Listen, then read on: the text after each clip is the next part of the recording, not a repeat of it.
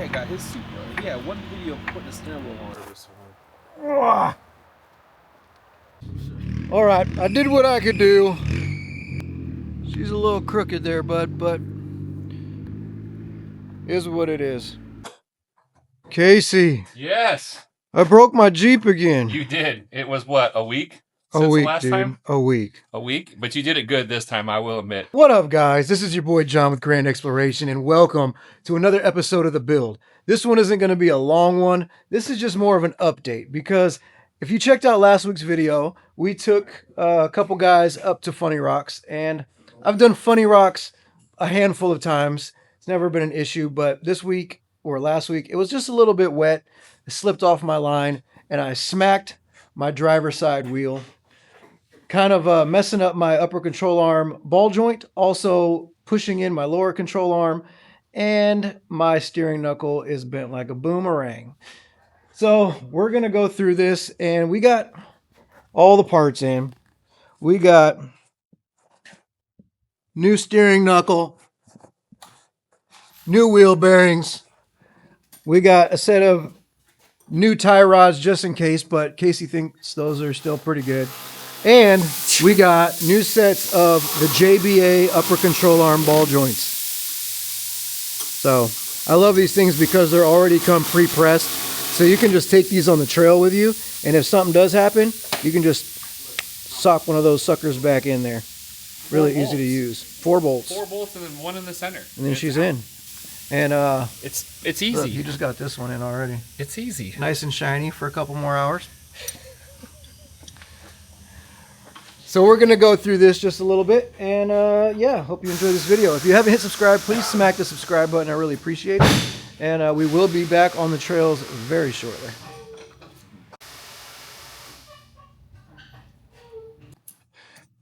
Casey, how did you tighten the ball joint without having something here? Because won't the ball just spin, bro? Let me tell you something here, okay? You got to know what you're doing. If you apply pressure on this as you're tightening this up, that keeps the ball from moving. So you don't have to get frustrated with a little wrench that you don't have the size for. And it just ends up rounding this off and you get nothing but mad. So if you apply a little pressure on this ball joint, while you're tightening at the same time, it compresses the whole thing. And then when you go to torque it, it allows the pressure to go back up. So then your grease will fit in there properly. And you get full length of your ball joint lifespan. I knew that. I went and got like one of those half like crescent. Yes. With the freaking the socket underneath. I know. Yeah. You know, that's why. So now I can do with less tools on board. Correct. All right, one less tool to have to carry around. Yeah. So you should have one of these in your toolbox to begin with, right? Because they're helpful for everything. So what I'm talking about is you just go right here and you hold it down like this, puts pressure on that. Underneath the adjustment rings. Right underneath the adjustment rings, just a little bit of pressure, then you tighten it up. Gotcha. That's all you need. All right. Don't have to worry about that. Okay. So you don't get mad. Okay. More you know. I'm getting better every day. It sucks that my ball joint was gritty because I re-grease it every freaking oil change. But just because you grease it doesn't mean it can't still get gritty. What that is there's little air pockets in your grease. So those will actually cause metal to metal pieces on there. So that's why greasing is important, because it helps lubricate. But if you're using the wrong grease or not enough grease, those air pockets form and then you will get the gritty spots. What's the wrong grease? So like a lot of people will use what's called general grease. It's black normally. And it's not a good heat rating. I use marine. So if you use marine, so marine is good. It's typically blue or green. That's good, but you got to use a lot of marine grease because it's so dense. It's so thick. So normally people are like, oh, I put 3 pumps in here and they think that's enough. Well, it's not that. You need to be able to squeeze this and feel the grease in the boot. If you don't feel it in the boot, you need to keep putting grease in. Even if it's seeping out the bottom? If it's seeping out the bottom, then you have enough grease in there. So you should be feeling it if you squeeze it like this. You should feel that. Squishy. And it should be squishy. You don't want it where it's ballooned out. Like you look at this boot and it's like all ballooned. That's too much grease. So then it'll start squeezing out and then water gets in there. So if it comes out of this, just know that's a little pinhole that you have that water can get in there.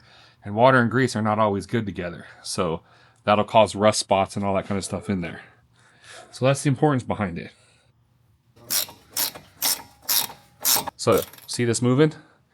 So this was tight and now the ball joint's starting to go up. See how it's moving? Mm-hmm. That shouldn't do that. It should stay tight the whole time. Okay. Not to do anything. It's gonna already pop for me. Pop, pop goes the weasel. He's trying to be funny now. I'm not a comedian. Trust me, guys. I'm just a mechanic. You guys remember the days when I was just stuck in a rainy, wet driveway doing all this stuff? So we're moving on up. I got friends with cool stuff now. A lot of rainy, cold nights, man. I pretty much have a mechanic on staff now. I can call him anytime. Call him when I'm on top of the mountain. Yep. He'll walk me through it. Dude, I get just sad thinking about it. I mean, it was good times, but a lot of rainy, cold nights, man. Oh, yeah. I tell you, I'm just sitting in a puddle on my back underneath this thing. Nothing worse than that. But that teaches you and you grow from it. You learn. So this is what I'm talking about here. So see all the pitting that's on this? There's all this pitting down inside there. Right there. Mm-hmm. So that's where the grease wasn't sitting at. And those get pits in it, and that's where you get the grindy feeling of the ball joint. So that's and then not enough grease. Over time, what ends up happening is those get little cavities in them and they stick, and then something's got to give. Mm-hmm. It's either this has got to give or that joint's got to break. And 9 times out of 10, because this is cast and this is forged, mm-hmm. Forged is going to hold up way longer. Mm-hmm. Cast is going to give, and it'll just bend. So hey guys, look how much I bent this steering knuckle. Yeah, look, we got no gap. There's no gap.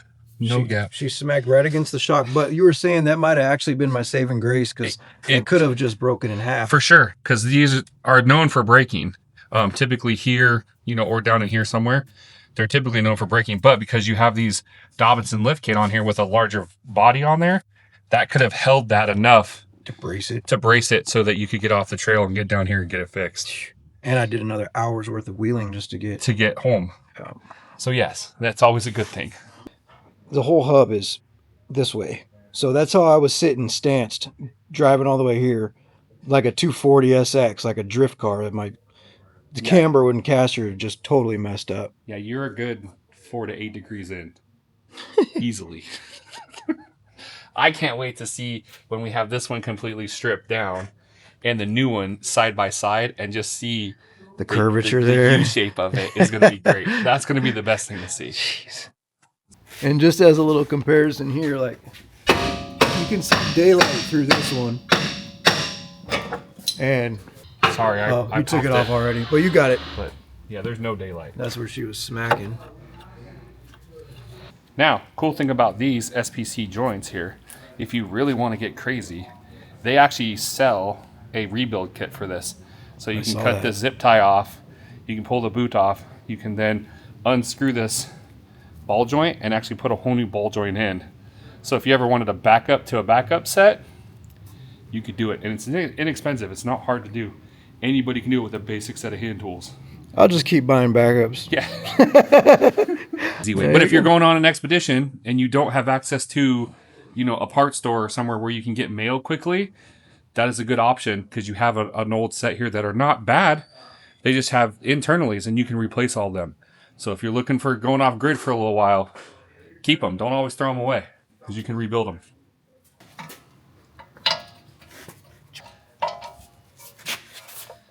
As you can tell, Casey does not like power tools. I do like power tools. I don't like to break things, so I do this first, and then I use my power tools. Well, no, some people would say this is a good thing. It is a good thing, because I haven't been known to break stuff. Pictures are on there. Oh, those bad ones are on there. Yeah, but they probably got jammed up a little bit, huh? Oh, maybe. We'll find out here in a second. I always come back every oil change and recheck the torque, which is always good. Never have one get loose. I mean, I'm always wanting to say this, like, don't be scared of wheel spacers. Just don't go too big. I wouldn't go bigger than 1.5 inches, but these are a 1/2 inch here. Moderation. Yeah, and I mean, if you're trying to achieve some crazy offset, just don't do it. Just buy the right wheels. And get the right wheel spacers too if you are. Yes. I mean, hub-centric T6 aluminum is a big thing. Correct. I run Titan accessories, but Bora spacers are also a good one. Yeah, the big thing is right here. Knowing what your lug size is, to your pattern size, to what hub-centric size you have. don't just put a universal one on there because the universal one will move and all that stuff. The other thing too that I like to do personally is when I put the wheel spacers on, I add a little Loctite on here, and then that just helps once they're torqued, it doesn't back off. Especially somebody who goes off road a lot, that's always good to do. So. Although I found in a lot of the instructions with like Bora, I think Bora has it in Titan accessories where it says don't use Loctite. What? That's correct, but Loctite is a fail-safe feature that OEM recommends using. So a lot of the companies now are starting to go back to saying use Loctite. So back in 10, 15 years ago, Loctite was a scary thing. It's really not. They've been using it since, I think, the early 30s and 40s. They've been using it. So it's a good thing. It's used on aircraft every day. I don't know if that says much. We got planes falling out the skies these days. I mean, you know what sucks though? We have to take this all apart for this stupid dust shield right here. Because you have to have a dust shield for your brakes. Otherwise, you're gonna, the way you drive and the dirt you're in, you're gonna pack those. So I got to put this on. So I have to disassemble this for this lovely tin piece of metal because you can't buy these hardly anymore. Jeez. They're hard to find. All right, let's see the bend on this bad boy. Yeah. So But you see all the chatter? See all this? Yeah. That's all chatter between where it sits in this race right here. Mm-hmm. So that's probably a lot of what noise you hear and stuff all the time. So.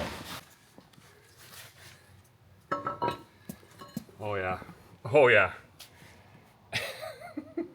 Your curve is this way, where this one is straight.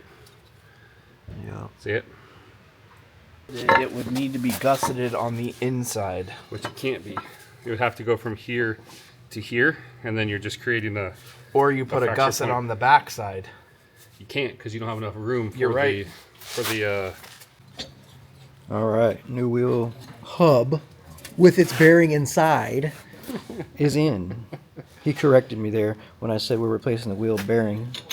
No, we're replacing the hub, but the wheel bearing's inside. I'm just trying to protect you. You're just looking out for me, man. Because, you know, those guys out there will be like, no, that's not a hub.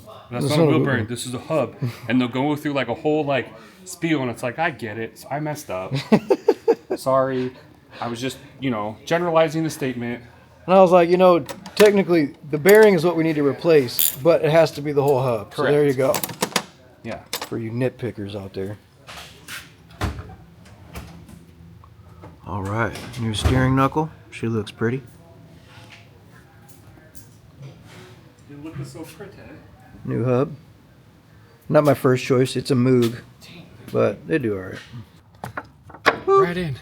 Specifically for trail repairs. Dude, I was going to say, if you're on a trail and you busted a ball joint, I mean, probably... Well, that's what they had in mind. Yeah, 5 minutes to get your tire up, off, and then this, yeah, it's in.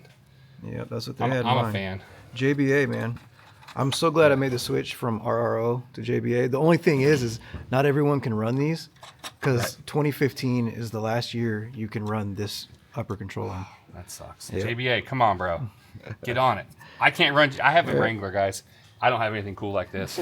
Mine's all. I have a Wrangler, nothing cool like this. You have to press. Our ball joints are pressed in, and those take forever to get in and out. So if I break one on the trail, I'm just ratchet strapping it up and making a skid and going for it. You know what really sold me on JBA? In my box came a DVD that said, "Do you know Jesus?" Oh, they are. I forgot. They. I think I have some of those stickers. In Yeah, here. they're faith-based. I'll give you one. Yeah. Yeah.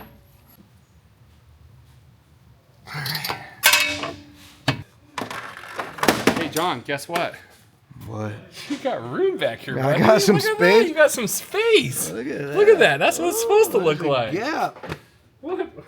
Like I said before, man, we've come a long way. It's definitely a blessing to be able to break my Jeep and then get her back on the road in a day. So, you know, You're welcome. it's a good feeling. You're welcome.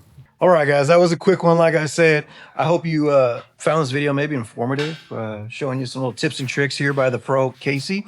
Also, if you guys need work done and you guys are in the Washington area, come visit the Overland Truck Store. These guys do everything, and they know what they're doing. So I put my trust in them, and this has been an awesome one. If you guys haven't hit subscribe, please smack that subscribe button. I really appreciate it.